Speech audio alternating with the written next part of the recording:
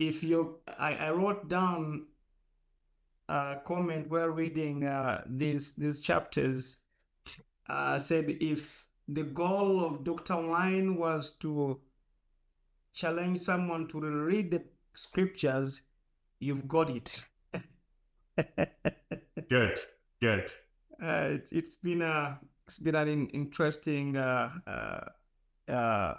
reading, but also challenging to the current church. What a Yes, legacy left by Paul. I mean, yes. what a journey of life.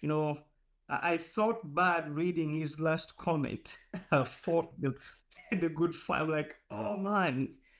So it's really challenging. I mean, and you know, it creates a sense of urgency to do something. Yes. To me, I mean, and I look in terms of leadership. I look in terms of mission work. I think Paul, we normally use these words, I've fought a good fight. Oh, he has fought a good fight. He has run the race. But in actual sense, I don't think we are, we, we don't know what it means. So to me, it's a challenge personally. And it creates a sense of urgency. Maybe lastly, I would say this. I don't know if Ross is around. The next trip to Turkey, I think it will be good for guys to first have. I mean, if they could have this before they go there, it will be more helpful. I mean, it's there is a way it creates a sense of deep understanding, and yeah. So it's thank you so much. Good. Thank you. Yeah. And that's why we want this to happen too.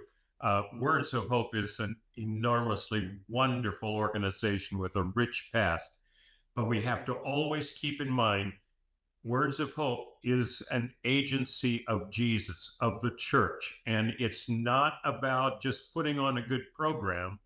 It's not just about creating another video or another music video or another podcast. We have to continue to keep focused on what the mission of God is and the message of the Bible. And that's just what we're trying to do in partnership with Words of Hope. We're not running an agenda of our own. How can we be faithful to what God's mission is and what Jesus is all about? I think we're just ready for this. I have talked to a couple of guys, including university and chaplains, those in chaplaincy, and they're just eager. I'm only requesting maybe we'll have a time where we can discuss maybe for 30 minutes. See how we're going to work out this. I think I got an email from Daniel where he talks about how Words of Hope, will come in. I don't know. I'm yet to discuss that with my boss, because the team is ready.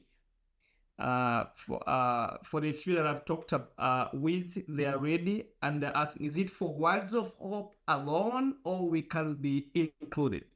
So those are some of the logistics we have, but there are already pastors and lay people who are eager for this. I have a couple of pastors that I have talked to, and I've showed them the material. I normally walk with my book in. I walk with the book in the car everywhere.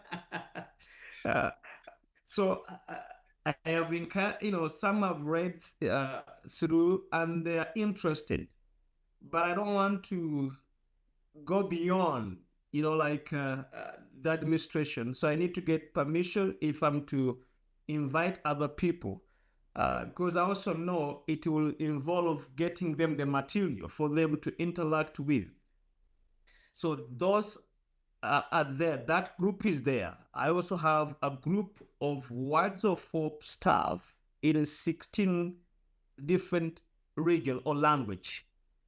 Those we can have. When Dr. Wine talked about having a physical meeting, I thought that would be good.